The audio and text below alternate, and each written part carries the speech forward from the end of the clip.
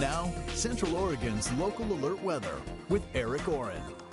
Well, good morning, everybody. Let's take a look at Highway 97 here at 61st Street looking south. You can see a little bit of that fog we've been talking about. Definitely some concerns over freezing fog here as a freezing fog advisory in place over much of Central Oregon. And we'll talk about that here in just a moment. Let's take a look at some other road conditions for you.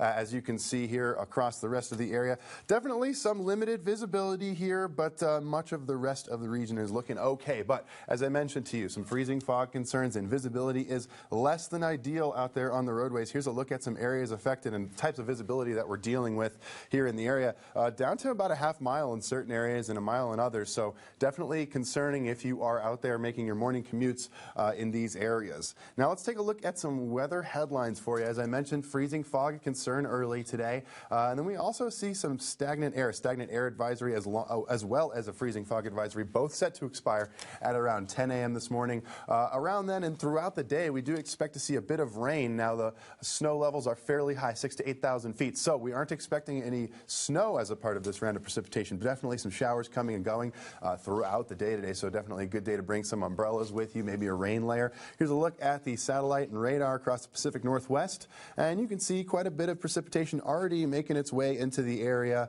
A little bit of high pressure overhead is now breaking down today, and it's making its way, it's allowed for a couple of other weather systems to make their way into the area. Now here's a look at 9 a.m. this morning. You can see quite a bit of activity in southern Oregon, but also making its way here into central Oregon. And as we get throughout the day, here's a look at 2 o'clock. You saw a wave of moisture pass overhead. We're looking a little bit more clear this afternoon, but look at these scattered showers will continue into this evening. And you can see there's just a little bit of a chance for a wintry mix in some of the very high elevation peaks. But again, as I mentioned, snow levels between 6,000 to 8,000 feet, and that's going to be as of this morning. So probably not expecting to see much new snow up there. And then those scattered shower conditions do continue all the way through into the early morning hours of Tuesday. So we do expect to see a bit more precipitation before we're done.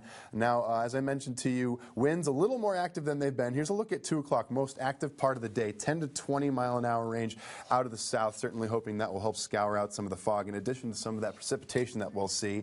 And then as we make our way throughout the rest of the day here, that range is going to stay pretty consistent. We're looking pretty strong in terms of winds.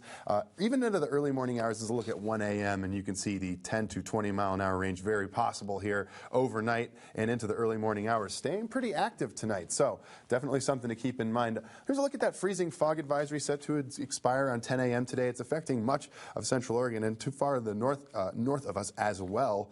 And so it's, of course, causing hazardous driving conditions, especially in combination with a stagnant air advisory.